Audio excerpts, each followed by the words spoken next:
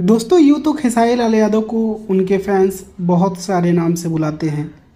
Trending star सबसे पहले खेसारी लाल यादव को ही कहा गया क्योंकि उनके गाने फिल्में एक नंबर पे ट्रेंड किए थे भोजपुरी में सबसे पहले।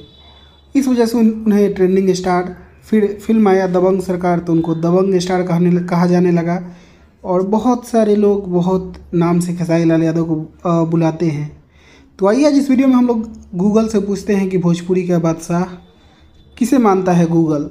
तो यहाँ पे हम लोग आते हैं क्रोम में और टाइप करते हैं भोजपुरी का बादशाह कौन है।